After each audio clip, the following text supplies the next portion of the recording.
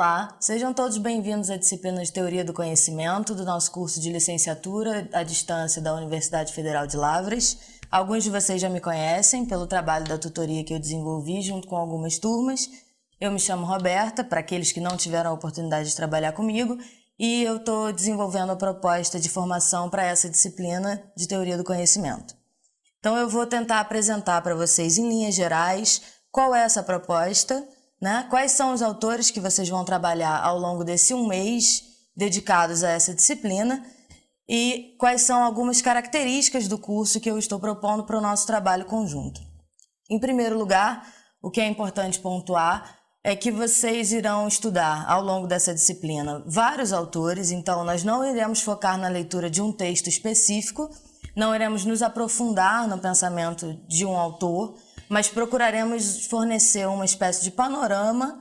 de alguns problemas e conceitos importantes da teoria do conhecimento, com base no pensamento de autores da filosofia antiga, de alguns autores da filosofia moderna e de um autor eleito da filosofia contemporânea. Então, a ideia da disciplina é fornecer para vocês uma espécie de sobrevoo, um panorama de problemas e conceitos relacionados ao assunto que nós devemos tratar nessa disciplina, que é justamente o problema do conhecimento, como o nome já sugere. E a ideia é que vocês possam adquirir uma base para que futuramente, em se tratando um autor de uma forma mais aprofundada, vocês consigam encaixar esse autor no interior da história da filosofia, de acordo com essa base que nós estamos propondo para a disciplina presente. Então, nesse sentido, a disciplina está dividida em 4 unidades, cada unidade deverá ser trabalhada em uma semana do mês. Na primeira unidade, nós iremos visitar textos de 2 autores de filosofia antiga que vocês já tiveram a oportunidade de estudar, que são Platão e Aristóteles, mas como vai ser essa ida aos textos clássicos dos autores eleitos aqui na disciplina? Ela deverá ser feita com base em pontos específicos que já foram previamente eleitos e que serão apresentados para vocês, justamente por conta de serem muitas obras e que nós não teríamos tempo hábil para dar conta da leitura de todas essas obras. Então eu já separei previamente trechos específicos das obras que vocês deverão ler, e no caso de Platão e Aristóteles, essas obras serão, no caso de Platão, o Teteto, e no Aristóteles, uma passagem específica da Ética Nicômaco. Por mais que quando se fale de teoria do conhecimento para o Aristóteles, muitas vezes se recorra mais à metafísica ou aos segundos analíticos, os escritos sobre lógica, a gente vai procurar aqui fazer uma abordagem um pouco diferente. Então, nessa primeira semana,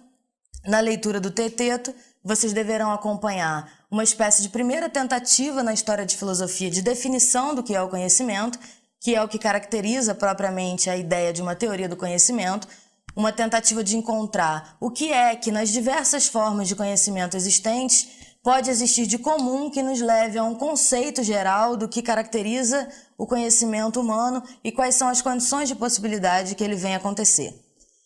Então, sendo essa primeira discussão acerca disso, o Teteto é uma obra imprescindível que irá abrir o nosso estudo nessa disciplina. Ali são levantadas 3 teses principais acerca disso, que vocês deverão ver bastante detidamente, a maneira como Platão desenvolve a discussão acerca dessas teses, e ainda que seja um diálogo não conclusivo, um diálogo considerado um diálogo aporético, dos diálogos aporéticos de Platão, a própria discussão e os conceitos que ele vai ali desenvolvendo são imprescindíveis para todo o desenvolvimento posterior da teoria do conhecimento. Num segundo momento, ainda nessa primeira semana, como eu falei, nós vamos pegar uma passagem específica da Ética Nicômaco, onde o Aristóteles caracteriza o que ele chama de 5 modos de apreensão da verdade, ou 5 modos de se levar a termo o pensar. Então, quando estivermos lendo Platão, estaremos tentando acompanhar estaremos acompanhando a tentativa dele de chegar numa definição do conhecimento única, e ao contrário, quando estivermos lendo o texto de Aristóteles da Ética Nicômaco, nós deveremos ver a maneira como ele caracteriza modos diferentes de conhecimento e, com base nisso, poderemos já desenvolver uma reflexão crítica acerca da nossa compreensão atual do conhecimento, da maneira como nós pensamos esse fenômeno dentro da visão de mundo que é a nossa. Na segunda semana, nós teremos uma discussão baseada na filosofia moderna, com base no embate entre o que a gente chama de racionalismo e empirismo, que são 2 das correntes mais importantes da teoria do conhecimento no interior da filosofia moderna, E tomaremos aí como exemplos, como paradigmas para essa discussão, dois dos autores mais característicos de cada uma dessas correntes, que seriam justamente Descartes, representando um pensamento de base racionalista, e Hume, David Hume, que seria o representante do que a gente chama de empirismo. A principal diferença entre essas duas correntes é que, para o racionalismo, o que fundamenta o conhecimento, a possibilidade do homem conhecer, e isso significa, de alcançar a verdade acerca dos fenômenos do mundo, é justamente a razão, a subjetividade que caracteriza o ser humano e a possibilidade discursiva racional desse ente que nós somos. Nós veremos isso em contraposição posteriormente à ideia do empirismo, que é a de valorização da experiência sensível como origem e fundamento da possibilidade de conhecer. Então, nessa segunda semana, nós estaremos trabalhando com as ideias desses dois autores para compreender as divergências entre o racionalismo e o empirismo e a maneira como cada uma dessas correntes da filosofia moderna pensam o fenômeno do conhecimento, E, a partir da diferenciação, poderemos acompanhar mais profundamente alguns dos conceitos que, na terceira semana, também irão ser retomados,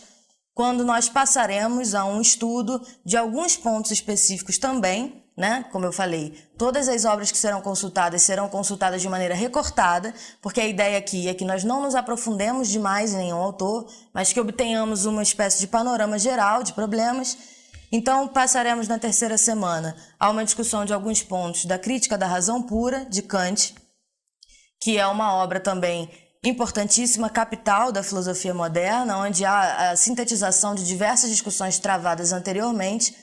E essa discussão com Kant vai servir para nós como um fechamento da discussão da segunda semana do embate entre o racionalismo e o empirismo, justamente porque a proposta do Kant para se pensar o fenômeno do conhecimento é uma proposta intermediária entre a proposta radical do racionalismo e a proposta do empirismo. Então, Kant irá dizer que é verdade que nosso conhecimento se origina na experiência, mas, ao mesmo tempo, ele só se dá segundo certas condições que são a priori, e, nesse sentido, ele concorda, em certa medida, com o pressuposto empirista, mas também dá algum crédito ao pressuposto racionalista e procura chegar a uma espécie de meio termo. Então, vocês vão ter claramente alguns conceitos destacados aí, quando estivermos fazendo essa leitura, para que a gente possa compreender bastante adequadamente a maneira como Kant propõe essa síntese entre o racionalismo e o empirismo, mesmo porque essa discussão e essa maneira nova de se colocar o problema, que é posta pela filosofia crítica do Kant, sobretudo na Crítica da Razão Pura, onde ele se questiona acerca dos limites do conhecimento humano, desenvolvendo a pergunta que ele coloca, que é justamente o que posso conhecer. Ele irá se perguntar quais são as nossas faculdades constitutivas que são utilizadas no processo de conhecimento e que, ao mesmo tempo, tornam possível que nós venhamos a conhecer qualquer tipo de objeto, enquanto também se questiona sobre quais são as características desse objeto e até que ponto nós podemos acessar a essência desse objeto. Isso tudo vocês terão a oportunidade de acompanhar com calma.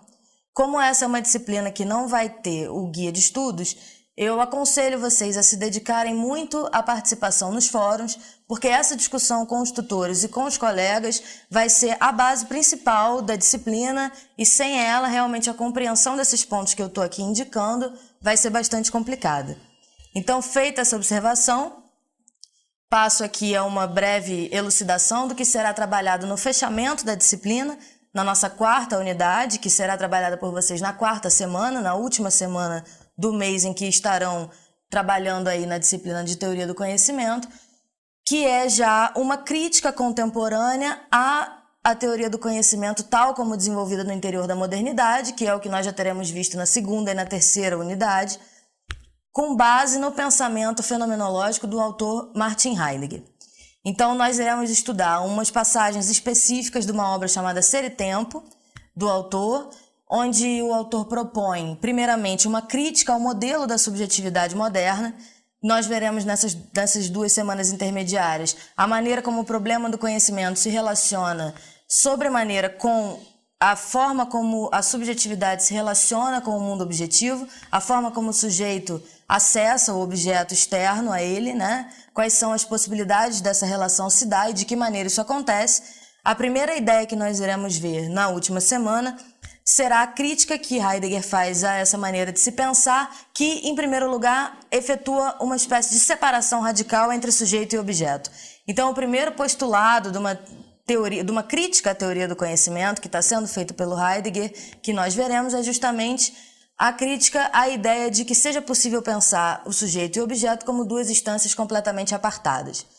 A partir do momento que ele propõe que se pense essas duas instâncias como constituintes de um único fenômeno, que caracterizaria a realidade humana, que é um fenômeno que ele vai chamar posteriormente de ser no mundo, ou ser aí, que é o que ele estaria substituindo pelo conceito de homem.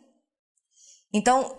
colocando essa crítica à subjetividade, já se faz imediatamente necessário que toda a teoria do conhecimento anterior seja revista, à medida que toda ela está baseada numa discussão das formas da subjetividade ou da maneira como o sujeito se relaciona com o objeto, com o mundo externo, a sua própria constituição interna, interior.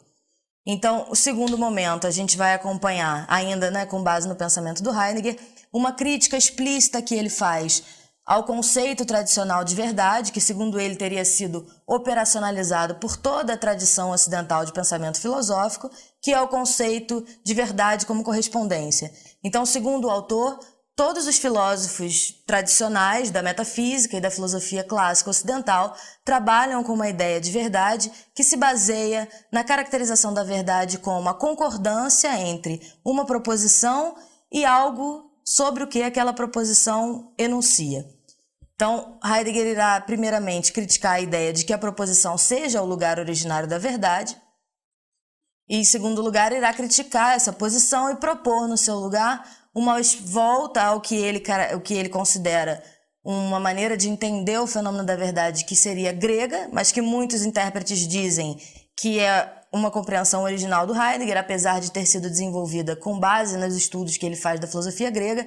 que é a ideia de verdade como desvelamento. Então, Heidegger irá traduzir o termo grego correspondente à verdade, que é o termo aletheia, por desvelamento, e irá propor que se pense a verdade não como correspondência da proposição à coisa, mas como o próprio desvelar do ente, como a abertura do ente na totalidade. Então, essa vai ser a última posição que a gente vai pontuar, fechando assim essa espécie de sobrevoo de algumas das posições mais importantes acerca do problema do conhecimento que foram desenvolvidas na filosofia, na história da filosofia ocidental, e os problemas e os conceitos que vão ser destacados ali, vocês vão ter a oportunidade de discutir dessa forma repartida, dividida nessas 4 etapas, e eu espero que nós não tenhamos grandes dificuldades, espero que esse vídeo possa auxiliá-los nas leituras. Reforço que é muito importante que vocês consultem os textos que foram selecionados, os trechos dos textos que foram selecionados, porque não haverá um guia de estudo, e que se dediquem ao máximo a essa discussão com os colegas, porque como nós estaremos discutindo ideias de muitos autores divergentes, esse diálogo será imprescindível. Então eu desejo a todos bons estudos, boas leituras e um ótimo mês de trabalho.